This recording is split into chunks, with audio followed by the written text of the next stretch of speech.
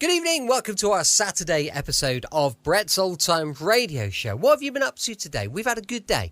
We've been on the beach, we've been checking out the rock pools, we've had plenty of ice cream, and it's been a great day, really nice. Had the family round as well for a little bite to eat in the afternoon. So we've had a good one today. Hope it's all gone really well with you. I hope you've had a good one. Drop me a line if you'd like to. On any of our social media, we've got Facebook, Instagram and YouTube. They're all called Brett's Old Time Radio Show, and I'd love it if you could check us out and follow us maybe. That would be great. Look, welcome to another episode of Brett's Old Time Radio Show. Welcome to my home here in beautiful Lyme Bay, where, as you know, you are always welcome. Thank you for joining me once again for our regular late-night visit to those dusty studio archives of old-time radio shows, right here at my home on the south coast of the United Kingdom. I'm Brett. I'm your host for our Nighttime podcast. Welcome to another episode. Feel free to send me any feedback on any of our shows to brett@swordake.co.uk. It's time now for our latest adventure with insurance investigator Johnny Dollar. This was first broadcast on the 3rd of December 1949. It's called Bodyguard to Anne Connelly. This case looked refreshing at first. It took me to Milwaukee, the brewing capital of the USA. But it occurred to me later, for a guy who appreciates a good head on a glass of beer, I take lousy care of my own.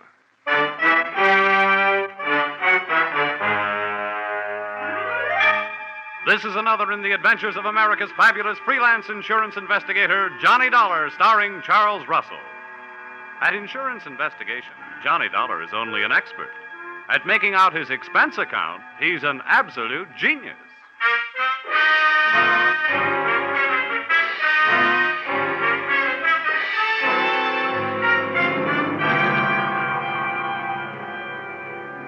Expense account submitted by Special Investigator Johnny Dollar.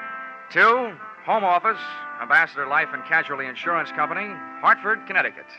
Attention, Franklin Haley, General Manager. The following is an accounting of my expenditures during my assignment as bodyguard to your policyholder, Anne Connelly. Or it may have been love at first sight, but the last sight was down the barrel of a .45 automatic. Expense account, item 1, $2.95.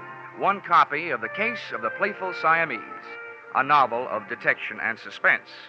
It was a story about a private eye named Dexter Payne. But before I could learn whether poor Dexter was dead or alive at the end of Chapter 1, the phone rang, and there you were, Mr. Haley, telling me I had to leave for Milwaukee on the next plane. So I returned the book to the lending library, bought a copy of my own, and came to your office to find out what my assignment was all about.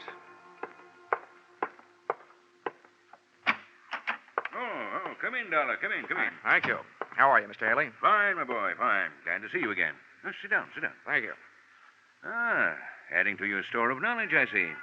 What are you reading? Oh, the Case of the Playful Siamese. Bah, crime fiction, trash.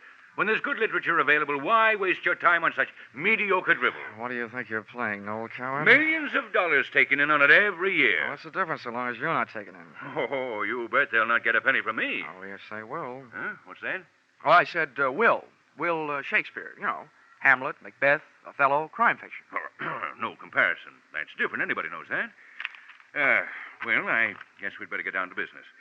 Your plane leaves in an hour and a half, 6:30. This girl who needs a bodyguard, who is she, and what's she afraid of? It's a sad, tragic case.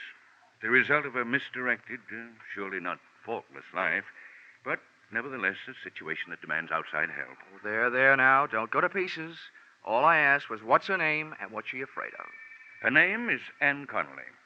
6 years ago, she had the misfortune to fall in love with a man named Neil Grafter, a man of violent passions, jealousy, and so on. He misrepresented himself to her. He plied her with luxuries. And then, practically on the eve of their wedding, he was arrested for grand theft. Uh-huh. Yeah, I think I can ad-lib the rest. While he was in prison, she didn't get tired of the luxuries he'd given her, but she did get tired of waiting for him. Well, he had lied to her, and 5 years is a long time. True. The point is, Grafter's coming out on parole today, and Miss Connelly is terrified at the prospects of her first meeting with him. His violence, you know. Mm-hmm. He once threatened to kill her if she so much as looked at another man. We want you with her when Grafter arrives. Well, why me? Aren't there bodyguards for hire in Milwaukee? Well, we hold a large paid-up policy on her life, and we want her protected. Besides, she's practically penniless. She couldn't even afford to hire a private detective. It's a tragic case. And then, on the other hand, possibly all her fears are imaginary. Perhaps nothing will happen at all. Look, Mr. Haley, you can count on one thing. If I'm mixed up in it, something will happen. Expense account, item 2, $55.10. Airfare, Hartford to Milwaukee. I switched on my reading light, settled back in my reclining seat, and once more buried my nose in the case of the playful Siamese. I should have buried the book.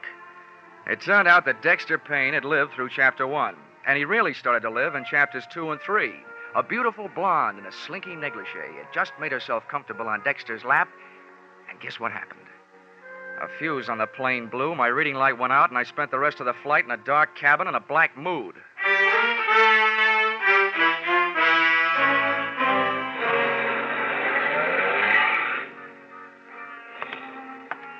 Expense account, item 3, $2.50.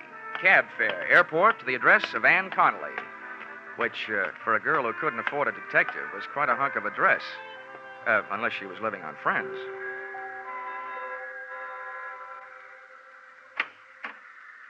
Good evening. Good evening. In case you are looking for Miss Connelly, she is not here. In fact, she has went out for the entire evening. Oh? Well, I think she's expecting me. At least she sent for me. She sent for you?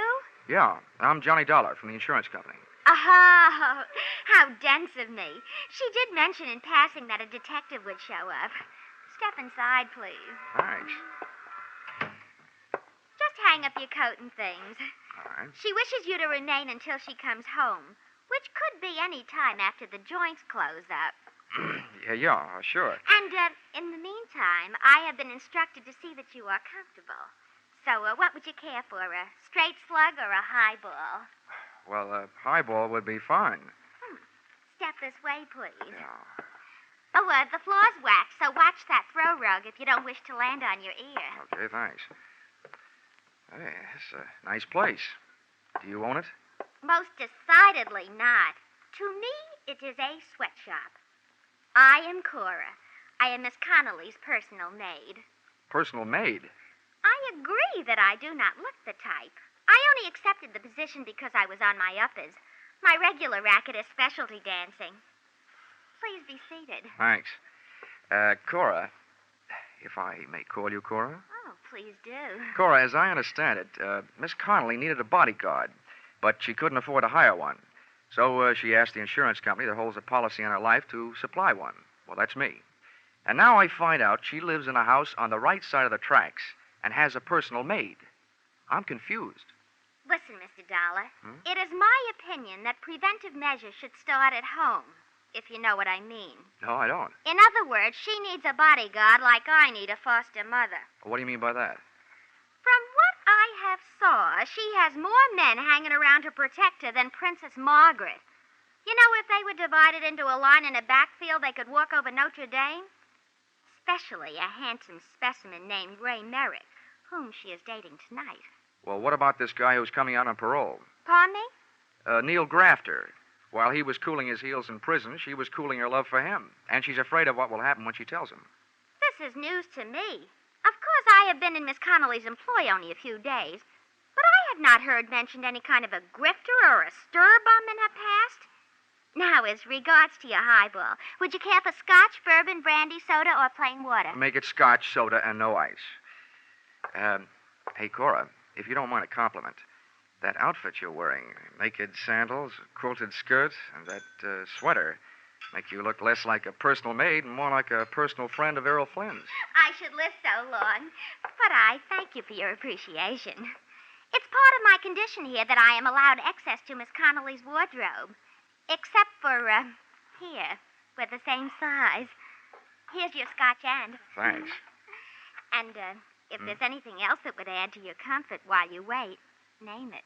All I need now is an easy chair and a lamp. I'll get back to the case of the playful Siamese. Pardon me?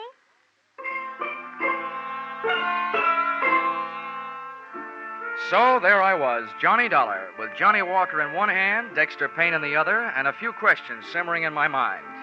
They really boiled down to one. Namely, what was I doing there? Oh, well. In Chapter 5, Dexter finally found a clue. Yeah, I wish things would work out as easily for me sometime. I was just turning to Chapter 6, when guess what happened? Ann Connelly came home. Come on in, darling. Have a nightcap before you go home. I'm in. The first thing I noticed about Miss Connelly, after the size of her escort, was that there was more similarity between her and Cora than just body measurements. Their hair was the same shade of brown, and at first glance, at least, even their features were the same. Then she saw me. Oh, you startled me. But you must be Mr. Dollar from the insurance company. Check. This is Mr. Merrick, my lawyer, and my friend, Mr. Dollar. How are you? How do you do? I hope you've been comfortable. Thanks, I have. Too comfortable. Usually when I'm sent to guard a body, the body is there to guard, not out on the town until 2:30 in the morning. Well, of all the... Now, wait a minute, honey. We thought it was a smart move, Dollar, to get Ann out of the house and keep her out of it until you got here. All right, Mr. Merrick, while you're in the mood to answer questions, maybe you'll tell me why, with a layout like this and a personal maid, did Miss Connelly turn herself into a charity case? Why didn't she hire a local muscle man? That is none of your business, and if you don't like your work, go back to Hartford now. Go back tonight. Go. Ann, darling, hold your My temper. Now, you'll have to inconsequential forgive Miss tin Connelly, saw. Dollar. Her nerves are on edge. You can understand that. Dollar, the fact is that she couldn't afford to hire protection. A, because her funds are low at the moment. B, because there's no telling how long she'll need protection. There's no way of knowing when Grafter will show up. Does that answer your question? I had planned a winter in Bermuda. I hope Grafter makes up his mind before the thaw sets in. I only hope you're as sure of yourself as you sound, Mr. Dollar. I try to be. Well, I think I'll skip that drink, Ann, now that you're in safe hands. I think I'll go home, get some sleep. Of course, Ray, if you think it's all right. I'll see you tomorrow. Yes, I'll call you in the morning. Dollar, Yeah? if there's trouble tonight, Ann has my phone number. Oh, thanks very much. But I'd rather have a baseball bat.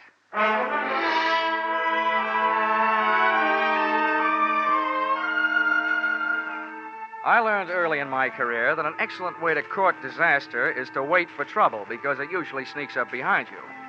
But it was too late then to go looking for it, so I made the rounds of the house, checking the locks on doors and windows.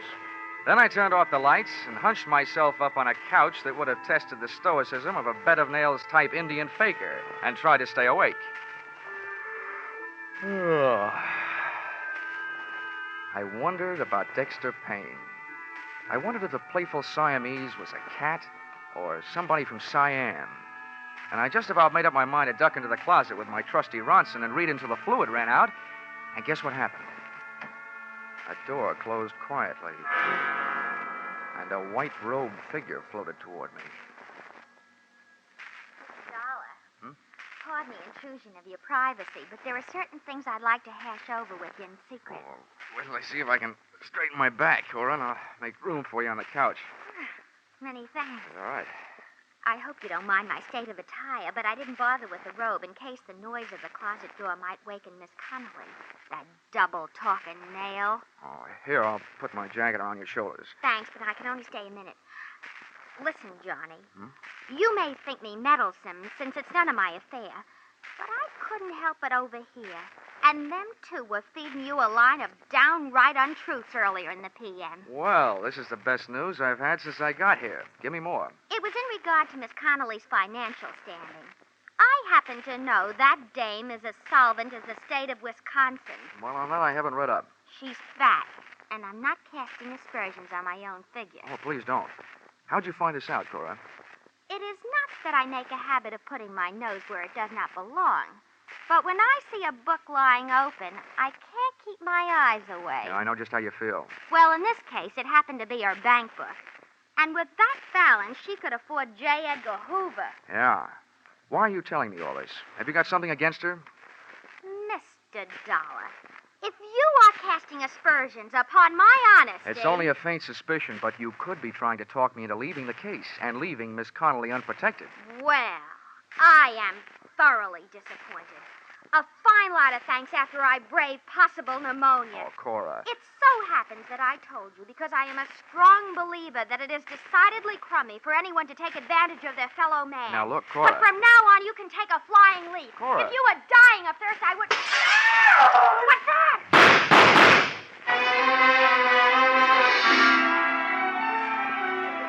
As I stumbled across the room and into the pitch-black hallway leading to the bedrooms in the rear of the house, I wondered what Dexter Payne would do in a similar situation. To both Dexter and me, life was just a bowl of uncracked nuts, unopened Chinese fortune cakes, and unanswered questions headed up by Who Shot Whom?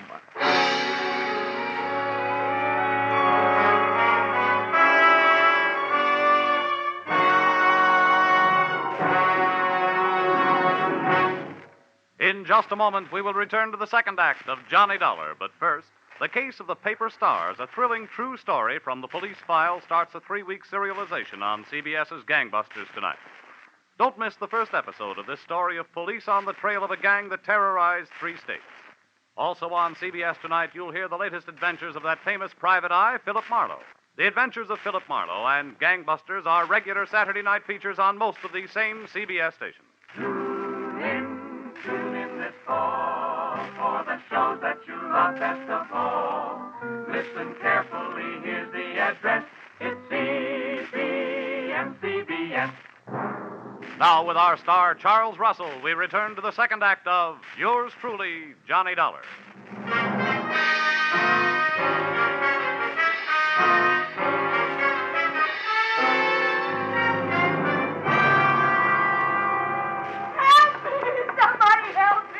Ann Connelly's hysterical screams told me the way to her room, but before I got there, a stream of cold night air blowing into the hall through an open door to another bedroom stopped me. The draft was coming from a smashed-out window, and the smell of cordite that came with it meant that this room had been the shooting gallery.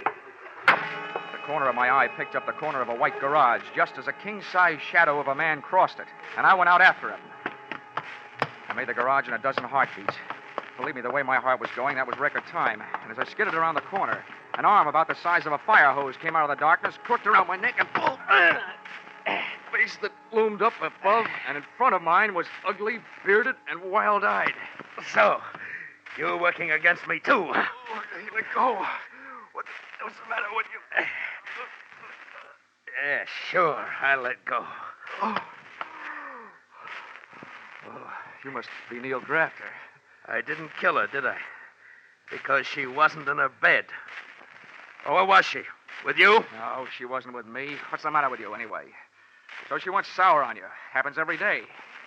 They even write songs like Don't Cry Joe about it. Look, you spent enough time in prison to learn not to like it. Why set yourself up to go back for the rest of your life? You were smart enough to get out on parole. Why don't you get smart enough to pull yourself together? Prison? I don't remember any prison. I forget things sometimes. Oh, but I could ask the doctor. No, not anymore. Who are you? Another one of her men? Look, Neil, why don't we go someplace where it's more comfortable than this, huh? What? Someplace nice and warm, and we'll talk. Oh, no. No. Everybody tries to play tricks on me. Nice and warm, with bars on the windows, and people making noise all over the place. Well, you're not going to stop me. Nobody is. Why don't you let me help you then? Come on. That's what the doctor kept saying. You're a doctor. Well, I don't need any help. I can do it myself. Now, calm down, Grafter. With my own hands. Here, I'll show you, doctor.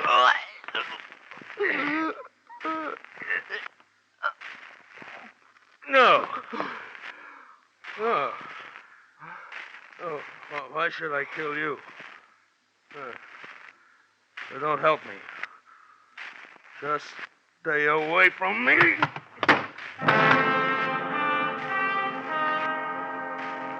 He went. And what's more, I watched him go. One, I didn't have enough strength to get off the ground.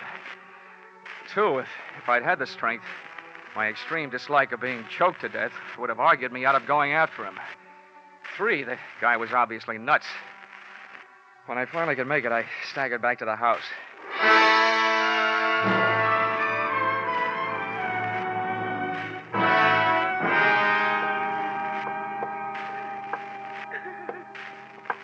You can turn on the lights, Miss Connelly. He's gone. No, wait a minute. On second thought, maybe we'd better make sure all the shades are down. He might come back.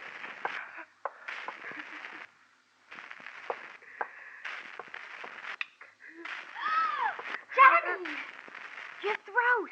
What did the lug do to you? You might say he saved my life. At least when he got halfway through the job, he changed his mind about killing me. You talked to Neil? I tried to, but he didn't understand anything I said. And Miss Connelly, he didn't talk about wardens and paroles, as in prisons. He talked about doctors and barred windows and noisy people, as in mental hospitals. Do I translate that to mean that he's off his rocker? Cora, please, go over there and sit down, will you? I'll get to you later. Well, palm me. Just pretend I'm elsewhere someplace. After all, it was only my bed that he blasted. Did you hear that, Miss Connelly? Yes. Yes, I know it was a horrible thing to do, having Cora sleep in my room. I was half crazy with fear. Why doesn't Ray get here? He promised to hurry. Maybe we can air some of the linen before he arrives. Instead of being in prison, which was a story I got, Grafter was in a hospital for the criminally insane, nursing a big yen to ventilate your head. Is that right? Please, Yes. Yes, that's the truth. He escaped a month ago. A month ago? Yes. The doctors notified the police here that I was in danger, and they supplied a 24-hour guard for the house. But after a month, they decided Neil had gone someplace else, so they withdrew the guard. Oh, great. So the only people left who cared more about your fate than they did about mine was your insurance company. Well, we had to do something, but I didn't have any insurance. What? So Ray bought a policy for me, and then we contacted the company. Aha. Legal blackmail, huh? Which brings to mind a meaty little question. Did you lie to the general manager, Franklin Haley, about where and what Grafter really was? Or did that misplaced con man hoodwink me into this mess? We told him the truth. I swear we did. Okay. I hope he lives through my expense account, because that little trick is gonna cost him.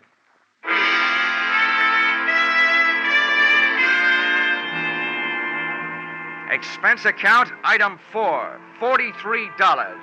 Breakfast the next morning.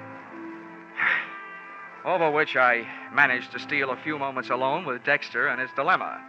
In Chapter 7, Dexter finally came upon the corpus delicti. The only sign of life in the place was a Siamese cat playing with a ball of string. But before I could find out how the cat figured into things, the phone rang. Hello? Mr. Dollar, please. Yeah, this is Dollar. Your call to Melville State Hospital is ready. Oh, fine. Go ahead, please. Hello? Dr. Dollar here. Who is there, please? I am so busy. Oh, well, this is Johnny Dollar, Doctor. I'm an insurance investigator. But I don't want any. I am so busy, please. Oh, no, Doctor, investigator. I want to talk to you about a patient of yours, Neil Grafter. Grafter? Mm-hmm. Oh, yeah, the paranoid schizophrenic. Oh, a very interesting case. Complete fragmentation of the mind, total loss of synthesis. But he is no longer here for a while. Yeah, I know. He was here last night. What? Oh, what was his condition? Perhaps a state of passive negativism? All I know about his condition is that it's dangerous. He tried to kill his ex-girlfriend. Oh, yeah. I remember. Extremely strong obsession. An extremely strong man. Look, I've been hired to protect this woman. Now, what I want to know is, will he try again? There is no doubt. Well, when? Tonight? I would say tonight. The degree of hallucinatory enmity towards this woman and everybody about her, the depths of his obsession... Whoa, wait a minute, Doctor, wait a minute. You're way over my head. But you do think he'll be back tonight? I am positive. Thank you, Dr. Kildare. And all Dexter has to worry about is a playful Siamese.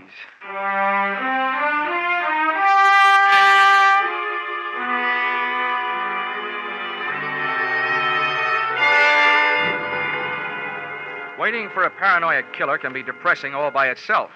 But to make it more so, in Milwaukee, the sun went into hiding behind a layer of dark gray clouds about 4 p.m., and it started to snow. It had the mood of Wuthering Heights, with icicles.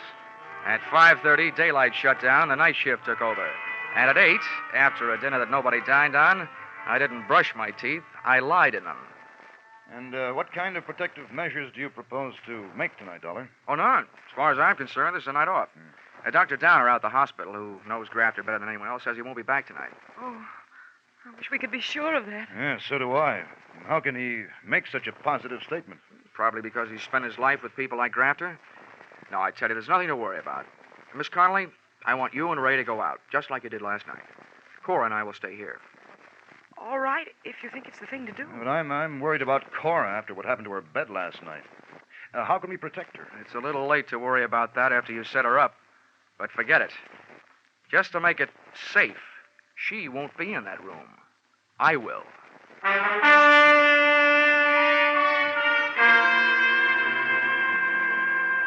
Expense account, item 5, $50, refreshments. I needed something to bolster my courage, so I ordered it. At 2:30 a.m., things were looking good for Neil Grafter. Ray Merrick and Ann Connelly had returned from their date. Merrick had left. Miss Ann Connelly was trying to sleep in her room. Cora was on the couch in the living room, and there was a rolled-up blanket in her bed to make it look like that's where she was. And me? I was out in the snow, huddled near the incinerator, with an iron poker freezing to my hand, with a good view of the house and a poor outlook on life. Nothing happened till about 4 o'clock. That's when I spotted a familiar-looking big shadow of a man moving across the garage toward the house. I got up, but a flurry of wind-driven snow swept in front of me, and when it had passed, I could still see the window to Cora's room, but I couldn't see the man. Then I heard him at Ann Connelly's window. He started away from the house, and I started toward him. I met him under the clothesline on a flying tackle. No. Oh, let go of me. Merrick! Let me go. Get away from me. Merrick, but I'll put you away. Well, how do you like that? When an insurance policy enters the picture, you can't even depend on a maniac.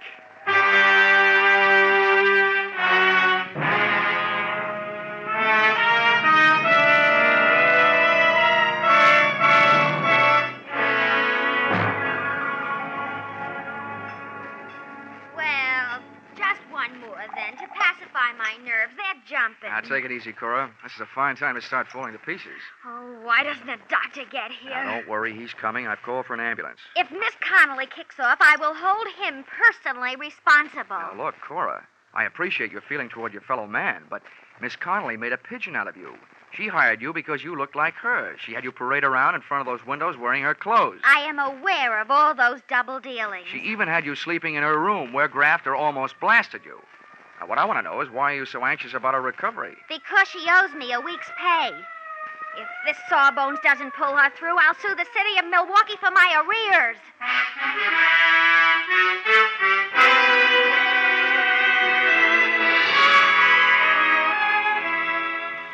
Expense account, item 6, $150 for services rendered while I was on the giving end of a blood transfusion, which Ann Connelly needed before she could be moved.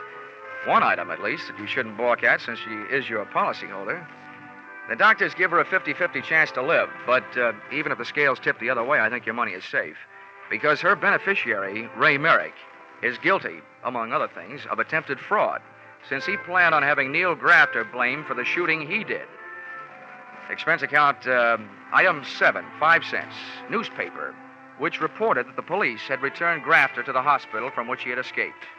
He did come back, as Dr. Kildare said he would, but he was a little late and missed the party.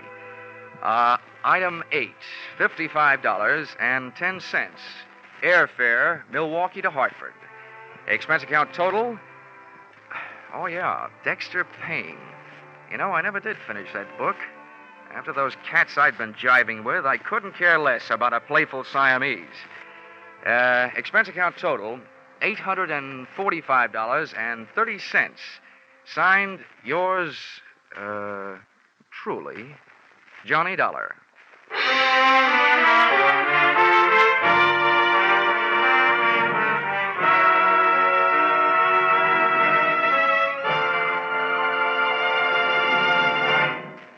Yours truly, Johnny Dollar, is produced and directed by Gordon T. Hughes and stars Charles Russell. Script by Paul Dudley and Gil Dowd. Featured in the cast were Betty Lou Gerson, Sandra Gould, Bill Johnstone, John Daner, Bill Conrad. The special music is written and conducted by Leith Stevens. Your announcer is Bob Stevenson. Be sure to be with us at the same time next week when another unusual expense account is handed in by... Yours truly, Johnny Dollar. A whale of a Christmas present for a few moments brain scratching. Could be there's $54,000 in the Sing It Again jackpot now, 25,000 of it in cold hard cash and the rest in wonderful prizes. By just listening in to Sing It Again tonight, you get a fine pre-Christmas present. Lots of amusing riddles, plenty of good music. And maybe you'll get that $54,000 call from Danny Seymour. Sing It Again is heard for a full hour every Saturday night on most of these same CBS stations. Stay tuned now for the Vaughn Monroe Caravan, which follows immediately over most of these same stations. This is CBS, where yours truly, Johnny Dollar, meets adventure every Saturday night, the Columbia Broadcasting System.